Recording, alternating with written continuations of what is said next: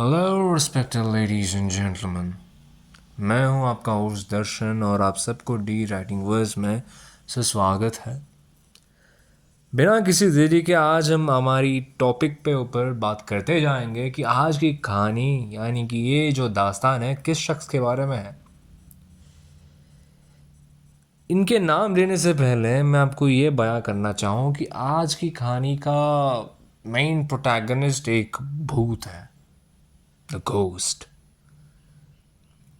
जी हाँ, 1937 से लेके 1939 तक रशिया पे एक जहन्नुम को आर्किटेक्ट करने वाला, for specially we will label it as the great perch.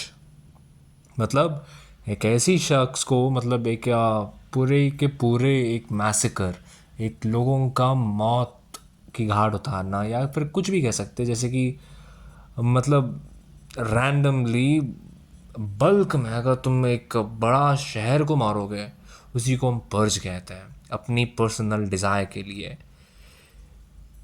मगर लोग इसे मानते नहीं है। एक स्पेशल ख़ास वक्त देता है कि ये हम एक प्रोफेशनल खास के लिए मार रहे हैं, मगर इसे पर्ज नहीं कह सकते क्योंकि ये मिस्टर जोसेफ स्टालिन की पर्सनल पर्ज हो सकती है।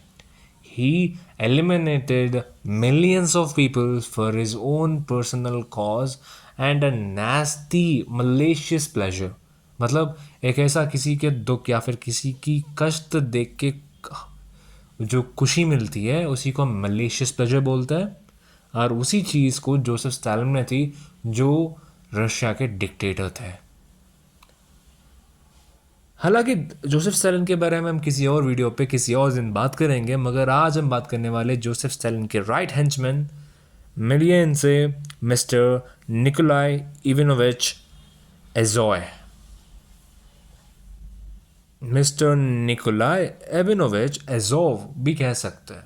प्रोनाउंसिएशन काफ़ी फ्लक्चुएट हो सकते हैं क्योंकि अलग अलग लैंग्वेज की अलग अलग प्रोनाउंसिएशन, कुछ लोग एजोय बोलते हैं, कुछ लोग एजोव बोलते हैं। मगर आप सबको लग रहा होगा कि ऐसा कैसे हो सकता है। जहाँ तक हम जानते हैं, मिस्टर जोसेफ स्टालिन की जो राइट हेंचमैन थे, मतलब जो उनकी राइट हैंड थे, वो थे लॉरेंट ली बेरिया, जो उनके राइट हैंड्समैन बने थे। एक स्पेशल पुलिस ऑफिसर जिनको खुद जोसेफ स्टालिन ने अपॉइंट किया था।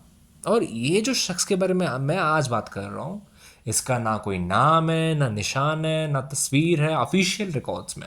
Not unofficially but official records में बिल्कुल भी नहीं है। क्योंकि इसीलिए तो हम इसे भूत कहते हैं। क्यों? ये आखिरकार है कौन? ये जो भूत है, जो हमारी निकोलाई इवानोविच एजोव, ये है कौन?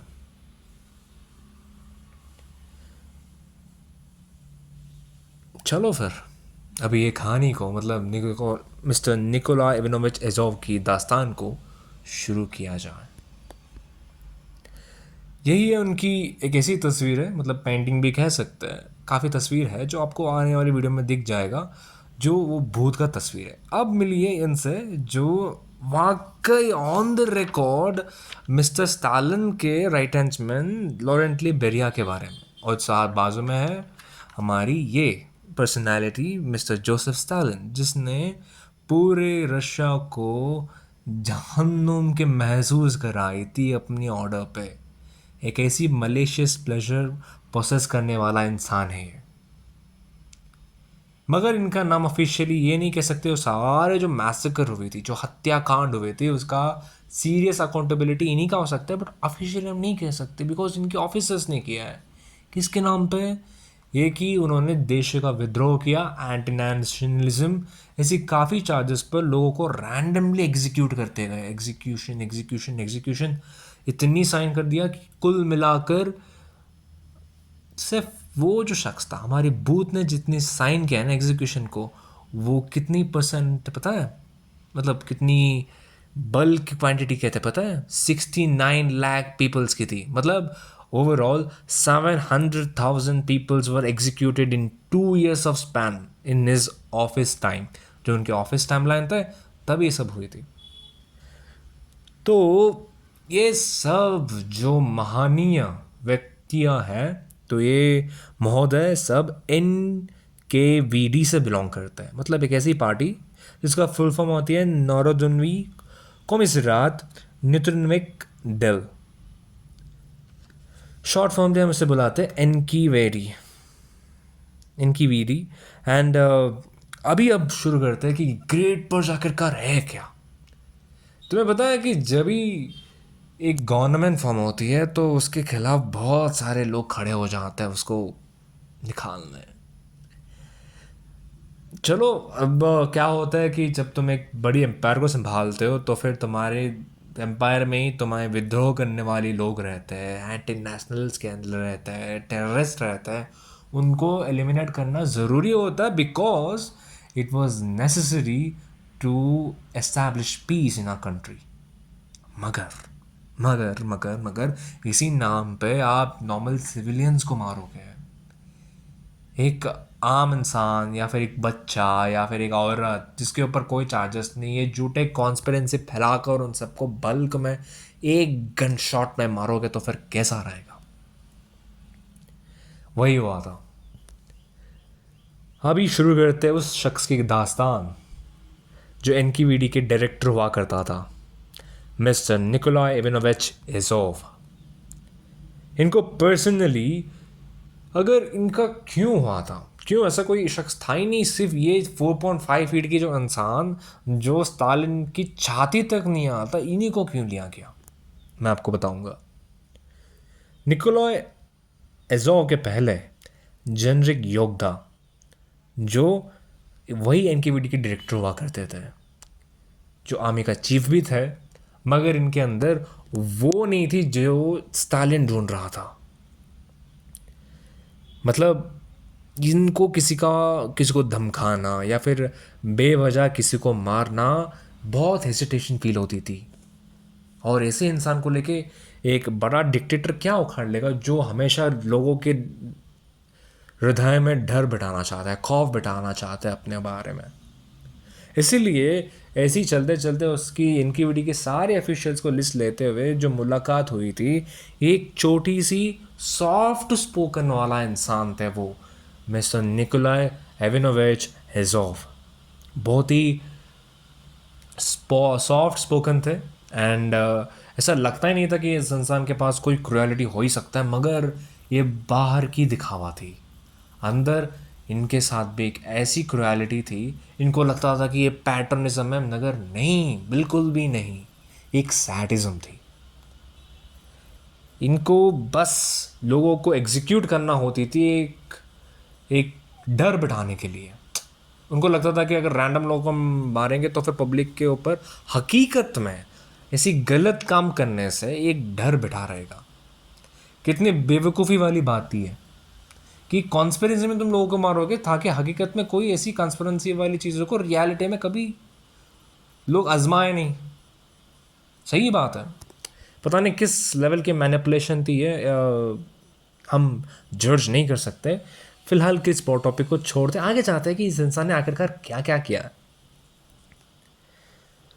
देखो, द ग्रेट पर्स जो थी उसे ग्रेट टेरर को भी नाम से बुलाया जाता है, जिससे कि इसका एक डेफिनेशन आती है कि a brutal political campaign of mass repression and execution in Soviet Union from 1936 to 1938, जिसे मैंने कहा था कि 1937 या 1999, एक साल पहले और एक साल बाद, 1936 से लेकर 1938 तक हुई थी।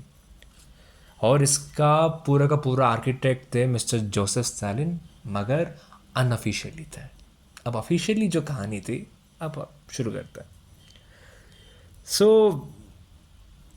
उनको किस नाम से एग्जीक्यूट करते थे, मैंने आपको जो बताया था कि वो बिल्कुल कि एक टेररिज्म या फिर एंटी नेशनल चार्जेस के ऊपर लोगों को मार दिया जाते थे बल्क में। एक ही सिविलियंस जो मिलियंस में मारे जा रहे हैं, मगर ये कहते हैं कि वो सारे टेररिस्ट हैं। मतलब पूरे मुल्क ही टेररिस्ट की है, ये कह सकता है? बिल्कुल भी नहीं।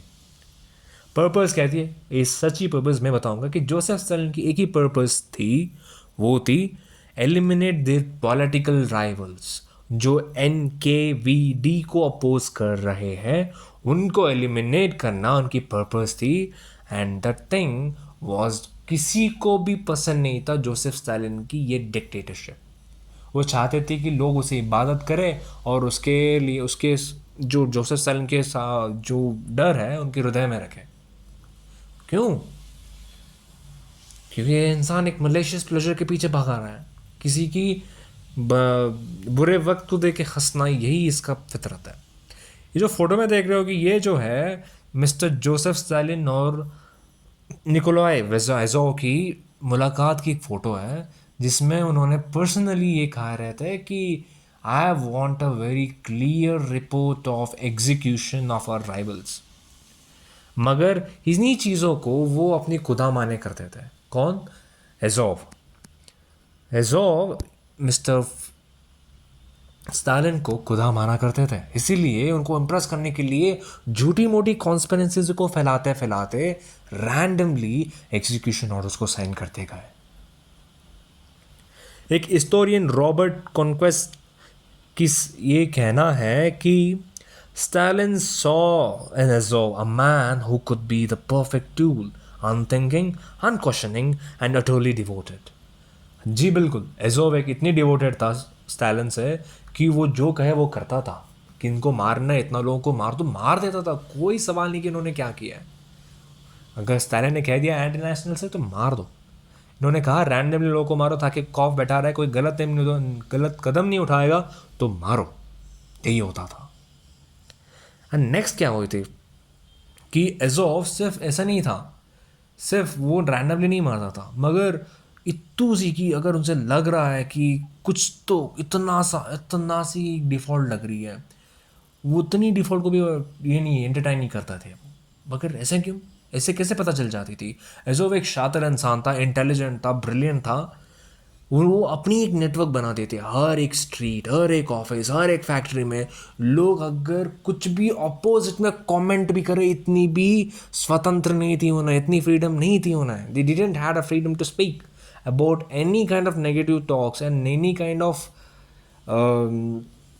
Comical talks about their dictator. अगर ऐसे किया तो उसे एंटी नेशनलिज्म चार्जेस पे ऐसी लाशें गिरा देते थे जो आप इस वीडियो में देख रहे हो। बिल्कुल ये द ग्रेट बर्ड्स की सीन है जहाँ पे लाशें गिरे पड़े हैं एंड इनको रैंडमली बरियल किया जा सकता था, मतलब कर देते जी। और ये जो थी हमारी निकोलाई एजोव की जो परफॉर्मेंस था, स्टालिन बहुत खामोशी से देख रहे थे और बहुत सेटिस्फाइड फील कर रहे थे, क्योंकि यही एक शख्स था जो पूरे के पूरे रशिया में खौफ बिठाता था। क्योंकि इसकी डिस्क पे अगर कोई किसी की फाइल आती है तो फिर ये किसी की लाइफ के बारे में थी, मतलब किसी के जीव के बारे में थी। अगर इसने किसी साइन किया तो फिर ये एक बुलेट थी। If he signing a file then he is signing a bullet should be shot on someone's head या हार्ट। बिल्कुल। अब स्टालिन के लिए क्या था? एजोव एक परफेक्ट सर्वेंट था, वो जो चाहे वो कर देता था। और एक रशिया के लिए वो एक नरक था। He was a hello for the Russia. कुल मिलाकर 2 साल की जो टाइम स्पैन थी उसमें एजोव ने 700,000 एग्जीक्यूशन को साइन की थी। मतलब कुल मिलाकर 69 lakh peoples were executed in the span of 2 years। जब 1937 के आसपास हुई, पूरे के पूरे रशिया एजोव से ही डरती थी। उसके नाम सुना तो खौफ। अगर एजोव कहीं आ रहा है तो फिर खौफ। एजोव के ऑफिस में किसी के नाम ले रहे तो फिर जितनी सरनेम छोड़ो, फर्स्ट नेम जिसकी है, उतने लोगों को खौफ थी कि कहीं उनके ऊपर डेथ सेंटेंस की एग्जीक्यूशन साइन ना हो जाए। क्योंकि अगर इस इंसान की इतनी ताकत थी कि कोई भी रशियन सोवियत की कमांडर के पास इतनी पावर नहीं थी जितनी एजोव के पास थी। अगर वो कहता है कि किसी को मार दो तो मार दो। अगर सिर्फ इतना ही नहीं था, एजोव एक जैसे आजकल की कंपनी देते हैं कि इतने टारगेट आपको फिनिश करनी है तो फिर इतनी असैसिनेशंस वो देता था कि इतनी एग्जीक्यूशंस फिनिश हो जानी चाहिए, वरना एजोव की खुद की जो आदमियाँ थे वो खुद आकर उन ऑफिशियल्स को एग्जीक्यूट कर देते थे। मतलब if you don't finish the target then you should be executed. It's none matters you're a criminal or not, but you're not up to the target. इतनी इतनी बेहुदा हरकत मिस्टर निकोला एजोव ने किया था। इसीलिए कि एक और हिस्टोरियन साइमन बैग मॉन्टिफर कहता है कि Azov turned terrors into industries. He introduced execution quotas. Regions had to meet the target for arrests or shootings. If they failed, Azov men executed the officers themselves. वो खुद आकर उन officers को मारते थे अगर उन्होंने इतने टारगेट रीच नहीं किया, इतने एग्जीक्यूशंस नहीं परफॉर्म किया, इतना लोगों जो मारकर लोग थे उनको नहीं मारा, तो एजोव के खुद की जो आदमी आते थे वो ऑफिसर्स को मारने के लिए, और उनकी कबर, उनकी जो लाश थी उन्हीं लाशों के साथ, जो जिन लाशों को वो गद्दार करके लेबल करते थे उन्हीं के साथ मिलाया जाता था कि इनके साथ मिल गए। बहुत बड़ी नाइंसाफ़ी का सरकार 1937 में चली थी। जब बात इतनी बिगड़ चुकी थी तब बिल्कुल होता है ना कि कर्मा रिटर्न्स करके वो चैप्टर 1938 में शुरू होने वाली थी। क्यों? अब मैं आपको बताता हूँ।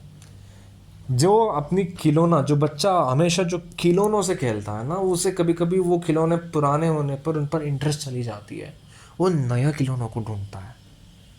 एग्जैक्टली सेम हुआ था यहाँ पे भी। सोवियत यूनियन पूरा का पूरा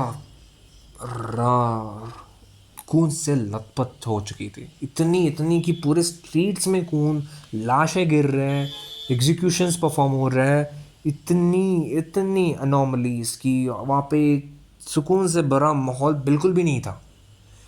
कौन से ऑफिसर, कौन सी एम्प्लॉई, कौन सी ये जो नॉर्मल आम लोग, बाहर निकलना तक मुश्किल थी। कोई घर से बाहर नहीं निकल रहा तो फिर अंदर कुछ चल रही है, कोई बाहर निकल रहा है तो फिर कुत्ते की तरह मार रहा है। इतनी इतनी बेहुदा मौत लोगों को मारा करते थे। ये सब होने के बाद जोसेफ स्टालिन को ये खिलौने से 2 साल में बस हो गया था, क्योंकि ये बस वही करता था जो जोसेफ स्टालिन चाहते थे। ये बस लॉयल्टी करते, बस लोगों को मारता था। मगर ये गलती कर दी कि रैंडमली अब्रॉड के लोगों को भी एग्जीक्यूट करता था, जो बाहर से आते थे, जिनकी ना रिकॉर्ड से ना डिटेल से कितने लोग मरे उनकी कोई डिटेल्स नहीं है। बस massive amount of graves are dug, जो मरे उनकी ग्रेव्स के बारे में भी डिटेल्स नहीं है, बस रैंडमली दिया, just burying the people in a row. Joseph Stalin को ये बात पसंद नहीं आई कि ये एक रिकॉर्ड नहीं रख रहा, ये रैंडमली मार रहा है। हालांकि तो ठीक है, मलेशियस प्लेजर मिल रहा है तो सही, मगर एक डिटेल नहीं है। अब तो एक नए आदमी को हायर करना ही पड़ेगा। जोसेफ स्टालिन की ये खास चीज़ है, वो किसी को मारने के लिए किसी और के इस्तेमाल करता है, और वो उस शख्स को जो नया आया था उसको मारने के लिए कोई और नया शख्स को इस्तेमाल करता है। तो अभी 1938 तक इतना सब चली थी। जो स्टालिन की इंटेंशन थे, फियर, पर्च, इसके बारे में सिर्फ एक शख्स बहुत अच्छे से जानता था, वो कोई और नहीं, उसके 2 साल की आयरन मैन कह के फेमस हुआ निकोलाई एजोव। इसको अभी खामोश करना बेहद ज़रूरी थी। होता है ना कि कंटिन्यूशन सक्सेस मिलता जाए, कंटिन्यूशन अटेंशन मिलता जाए, तो फिर गधा भी खुद को शेर समझ लेता है। बिल्कुल वो स्टालिन ये नहीं चाहता था, वो शातिर था। वो इसीलिए ऑलरेडी अपनी दिमाग में बना चुका था कि अब तो निकोलाई एजोव को इस इतिहास और वर्तमान से मिटाना ज़रूरी है। अब एक नया टूल आता है जो कोई और नहीं, निकोलाई एजोव की सबॉर्डिनेट था, एक आलाय था, एक दोस्त था, वो है लैवरेंटली बेरिया, एक खास आदमी जो जोसेफ स्टालिन का सबसे खास आदमी था, और साथ साथ में एजोव की भी एक एलाय था, दोस्त था, सबसे अच्छा दोस्त था। मगर इसका क्या पता, एक समझदार था, कि कौन सी चीज़ें रिपोर्ट करनी है, क्या क्या रिपोर्ट्स मेंशन करना है, किन को मार रहे हैं, क्या चार्जेस पे मार रहे हैं, कॉन्स्पिरेंसी को प्रूव करने के लिए क्या क्या चीज़ें ज़रूरी होती है। सिर्फ मार दिया तो कॉन्स्पिरेंसी को प्रूव तो करना पड़ेगा कि इन्होंने एंटी नेशनलिज्म चीज़ें किया है। बिल्कुल, ये वो सब करता था। इसीलिए स्टालिन ने डिसाइड किया कि अब लेवेंटली बेरिया को, जो से हमारी जो मेन प्रोटैगनिस्ट है इस दास्तान की, मिस्टर निकोला एज़ोव की रिप्लेसमेंट करके अपने दिमाग में बना चुका था। हिस्टोरियन एमिक नाइट ने कहा है कि use one man to destroy another, then use the next man to destroy him. He is Joseph Stalin's minded formula. वो हमेशा, ये सिर्फ निकोला एज़ोव तक ही नहीं, उससे पहले भी यही फार्मूला थे, उसके बाद भी यही फार्मूला था। मगर वो क्या था कि बेरिया को समझदारी थी, इसलिए उसके बाद कोई और ऐसे विक्टिम आ ही नहीं पाया। सो स्टालिन ने कॉल किया। वो स्टिल क्या कहते थे कि अब अचानक से हम ये सब शट डाउन नहीं कर सकते कि तुमने एक विद्रोह किया है, तुमने अंदर ही अंदर कुछ और कुछ काम किया है। इसीलिए जैसे इस फोटो में देख रहे हो कि बीच में जो मिडिल में बैठा है वो है हमारी निकोला एज़ोव, और उसके बाजू में जो बाल्ड पर्सनालिटी है, जो उसकी बाल कम है, वो है लेवेंटली बेरिया, जो निकोला एज़ोव की रिप्लेसमेंट थे from their personal desired God of Soviet union, mister Joseph Stalin. अभी क्या था, ऐसा नहीं कि जोसेफ स्टालिन ने निकोला एज़ोव को अबैंडन कर दिया अचानक से, बिल्कुल नहीं। वो वापस उनको बैंक्वेट बुलाते थे, उनके साथ उनको देखते मुस्कुराते थे, उनको वापस खुद को ये कहते थे कि यू आर माई आयरन कॉमनसार, मतलब तुम मेरा राइट हैंड्समैन है, तू मेरा शक्ति है करके वो कहते थे। इसी बहाने कि एज़ोव को घमंड अपने सर पर चढ़ी थी कि अब मैं अपनी लॉयल्टी पूरा प्रूव कर चुका हूँ। वो खुशी के से जश्न मनाते थे कि अल्कोहल कंजम्पशन पीक में कर दी थी। उस पीक में वो वापस वही गलतियां दोहराते थे कि रैंडमली लोगों को मारते जाओ बिना किसी रिकॉर्ड के, सिर्फ साइनिंग देयर एग्जीक्यूशन। रोज रात इतनी ट्रेन में वही इम्प्रिजन जो लेबर थे, जो गैलोज थे, उनको ट्रैवल किया जा सकता था। इतनी ट्रैवल करते थे कि उसको हम बुलाते थे रशियन टर्म्स में गुलग्स, सॉरी कि मेरी गलती थी ये प्रोनाउंस करना, बट उनको गुलग्स बुलाते थे। कि लोगों को इतनी गुलग्स जो थे, मतलब फोर्स्ड लेबर कह सकते थे, मतलब उस इंसान को तुम फोर्स कर रहे हो कि लेबर करने के लिए तुम्हें ये काम करनी ज़रूरी है क्योंकि तुम मेरे गुलाम हो। उनके साथ बहुत बेरहम व्यवहार करना ये थी वहाँ पे। तो इतनी गुलक्स को वो बेचते थे, एंड रातों रात में वो ट्रेन को उड़ाना या फिर ट्रेन में ही मैसेकर शुरू करना, गन शॉट शुरू करना, रैंडम जगह में जाके लोगों को बल्क में गन शॉट में मारना, कहना कि एग्जीक्यूशन साइन किया है। अगर एक इंसान के एनकाउंटर साइन करने के लिए कितनी सारे प्रोटोकॉल मतलब फेस करनी पड़ती है, मगर 69 लाख पीपल्स की तुमने एग्जीक्यूशन साइन किया, वो कैसे? उसमें से काफ़ी सारे रिकॉर्ड्स है ही नहीं है। जो लोग मरे हैं उससे कई रिकॉर्ड्स मिसिंग है। वहाँ पे जितनी सर गिरे हैं उतनी सर, इसमें आधा भी रिकॉर्ड्स मिले वही मुश्किल है।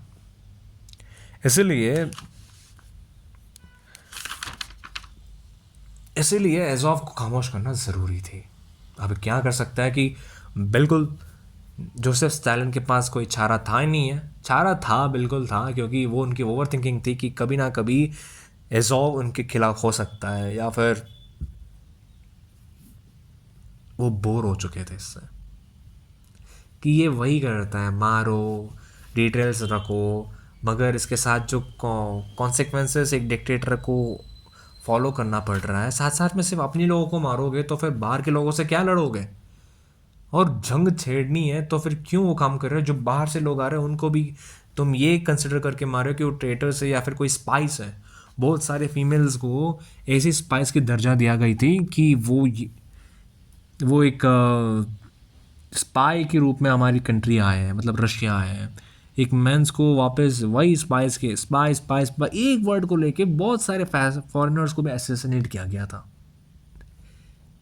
इतनी करने के हाल पर अब उनके पास कोई चारा था ही नहीं। अब वो वक्त आ चुकी थी कि फाइनली उन्हें एज़ोव को खामोश करनी थी। नवंबर की महीना था, 1939 के वक्त थी। स्टालिन निकोलाई एज़ोव को समन करते हैं, वो सारे चार्जेस को देते हैं कि देखो इतना सारा गलतियाँ हुआ है, और इन सारे चीज़ों को एज़ोव ने अपनी नशे में जो की थी अल्कोहल के, वो तब डिफेंड करने लगे थे कि मेरे डिप्यूटीज़ है जो एनकेवीडी के ऑफिशियल्स हैं उनकी अकाउंटेबिलिटी है, मेरा नहीं है, मैं बहुत क्लियर हूँ। तब स्टालिन ने बहुत खामोशी के साथ उनके कानों में विस्पर किया कि you have done good Nikolai Ivanovich, but your time is past. तुम्हारा वक्त आ चुका है, वो जा चुका है यार। तुमने बहुत अच्छा काम किया, उसके लिए मैं आभार हूँ। ये कहते हुए वहाँ से चले गए। तब निकोलाई को पता चल गया था कि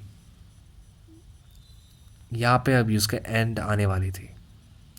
एक कहानी, ये दास्तान जो थे उनके, वो अभी हमेशा हमेशा के लिए ख़त्म होने का वक्त आ चुकी है। वो कहने के बाद अगले दिन ही हेजो के सारे फोटोग्राफ को हटाने और उसकी साइंस को इरेज करने का ऑर्डर स्टालिन देते हैं, और ऐसे ही किया जाता है। बाय 1938 जो इंसान थे आयरन कॉमनसार करके जो फेमस थे निकोलाई हेजोव, उनकी नाम और निशान हमेशा के लिए मिट चुकी थी। एज इंसान नहीं मिटा था, नाम और निशान जो थे वो तो मिट चुके थे। अब बारी होता है कि उनकी दास्तान की फाइनल पार्ट, द कंक्लूजन पर।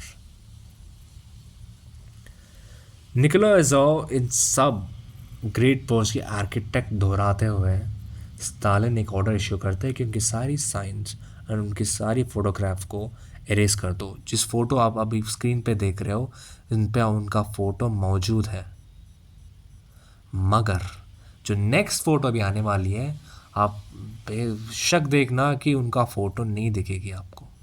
बिल्कुल, क्योंकि वो नहीं चाहते कि ऐसी शख्स का मौजूद होना।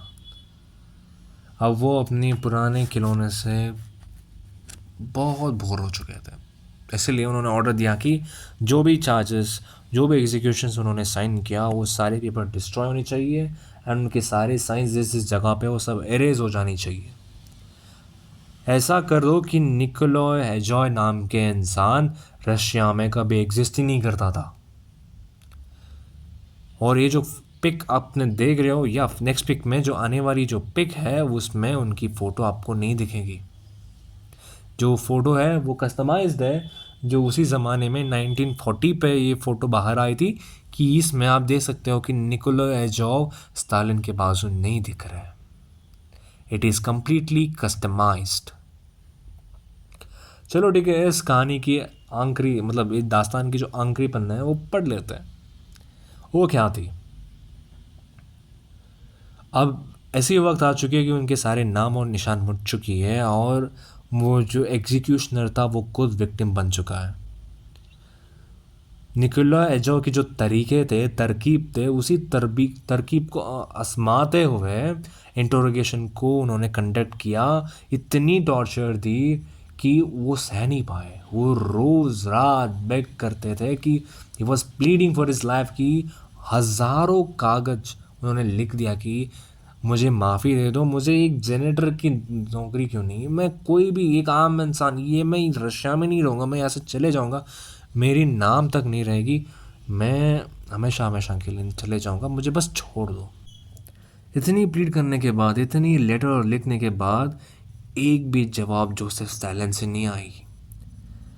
वो इतनी ह्यूमिलिएशन को फेस करते गए कि एनकेवीडी के ऑफिशियल्स जो थे उनको ब्लडी डॉग बुलाते थे, मतलब खूनी जो ड्वार्फ का मतलब होती है जो इंसान काफ़ी छोटा है, छोटू होता है, उसी को हम ड्वार्फ बुलाते हैं।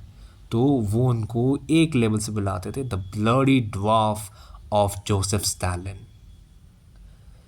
कौन से भरा पड़ा जोसेफ स्टालिन का छोटा आदमी। इसके बावजूद एक और ऐसी खौफनाक चीज़ें उनके साथ हुई, वो थी एक कॉन्स्पिरेसी को, जो छोटे मोटे इल्ज़ाम को निकोला एजोव के ऊपर डालते गए कि उन्होंने जोसेफ स्टालिन को किसी चीज़ों में, मतलब हर एक प्लेटफॉर्म में जिन्होंने उन्होंने इनकाउंटर्स करवाए, एक्सपोर्ट इम्पोर्ट फैक्ट्रीज, ऑफिस, वहाँ पे उन्होंने जोसेफ स्टालिन की अकाउंट्स पे और उनके इकोनॉमिक पे और उनकी डिफेंस पे धोखा देने की सारी साजिश रचाई थे। ये सारे साजिश रचना करने वाले एक ही इंसान थे, वो थे मिस्टर निकोलो एजोव। ये सारे कॉन्स्पिरेंसी चार्जेस उन पर लग चुकी थी। रोज़ रोज़ की torture, humiliation, the bloody dwarf, मतलब वो छोटा आदमी, खास करके क्या बुलाते थे, द जोसेफ स्टालिन्स ब्लडी ड्वार्फ, मतलब जोसेफ स्टालिन की एक छोटा आदमी जिसकी पूरा का पूरा जिस्म खून से भरा पड़ा है, खून से लथपथ हो चुकी है। ऐसी ह्यूमिलेशन को फेस करते हैं, ऐसी इंटरोगेशंस, ऐसी टॉर्चर्स, ऐसे फिजिकली अब्यूजिंग फेस करने के बावजूद वो वापस वही उठते थे। शर्म आते वक्त भी कि ऐसा लगता था कि उनको बस जाने देते मुझे बाहर, मैं एक आम ज़िंदगी जी लूँगा, या मैं रशिया से बाहर चले जाऊँगा, कहीं दिखूँगा नहीं, किसी कोने में जी लूँगा पूरा ज़िंदगी, बस मुझे रिहा कर दे। कोई ना लेटर की कोई जवाब नहीं। इतनी मर्सी वो प्लीड कर रहे थे, कोई भी जो गार्ड्स उनसे पहले डरते थे वो डर नहीं दिखा रहे, क्योंकि वो उल्टा इनको ही कूट रहे थे। सारे ऑफिशियल्स, एनकेवीडी के जो ऑफिशियल्स इनसे डरते थे वो खुद अब इनके खिलाफ थे। अब फिलहाल इस कहानी की आखिरी पन्ना। मार्च 1940 एक ब्लैक कार लुबियाना प्रिजन के सामने आई थी, जहाँ पे वो कैद थे। उस प्रिजन के सामने गाड़ी पार्क होती ही अंदर जो शख्स आया था वो निकोलॉय को घसीटते लेके गया एक कंक्रीट के कैबिन में। सिर्फ एक लाइट थी और कुछ पल की खामोशी, एक गोली की आवाज़। जो एग्जीक्यूशनर था जिसने मिलियंस को मारा था स्टालिन के लिए, वो खुद खामोश हो चुका था। उनको बेरहमी से मार दिया गया। पूरे के पूरे 2 महीने की टॉर्चर सहने के बाद एक गोली में उनकी ज़िंदगी ख़त्म हो चुकी थी। स्टालिन की दुनिया में लॉयल्टी कुछ भी नहीं होता है। वो इतना था कि मरने के बाद उसने ये पूरा का पूरा डिक्लेरेशन दे दिया कि उसके साथ जो भी फिल्मिंग क्लिप्स है और जो फोटोग्राफ्स है वो सब एरेज किया जाए। जिसकी एग्जाम्पल आप इस फ़ोटो में देख रहे हो कि एजोव की कोई भी नाम और निशान नहीं दिख रहा। ये वो पिक्चर है जहाँ पे लोगा डॉन कैनाल के सामने उन्होंने क्लिक किया था इस पिक्चर को, और इसमें एजोव नहीं दिख रहा है।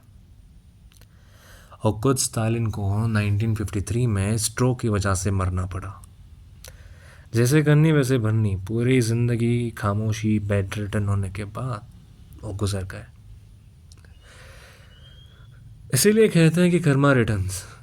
69 लाख पीपल्स इन 2 years, सोच भी नहीं सकते। रोज़ हज़ारों लोगों के मार दे जाओ, हज़ारों, 10,000, 6,000, 60,000 ऐसे ही लोगों को मारते थे। 2-3 नहीं, ये हज़ारों में लोगों को रोज़ मारा करते थे। कितनी खौफनाक दास्तान थी ये। The hunter himself became the prey. काफ़ी ट्रॉमेटिक जर्नी थी ये मिस्टर निकोलाइविनोविच एजोव की। फिलहाल आज के लिए इतनी काफ़ी है, और आने वाली नेक्स्ट वीडियो में हम जोसेफ स्टालिन के बारे में इन डिटेल बातें करेंगे। तब तक के लिए आप यहाँ पे सब्सक्राइब करना मत भूलना, एंड वीडियो को लाइक ज़रूर करना और मिलते हैं नेक्स्ट वीडियो, जो खास करके मैं अभी क्लियर कर रहा हूँ जोसेफ स्टालिन के ऊपर ही होगी। एंड तब तक अपनी ख्याल रखना और मिलते हैं अगली वीडियो में। So goodbye, have a great day ahead.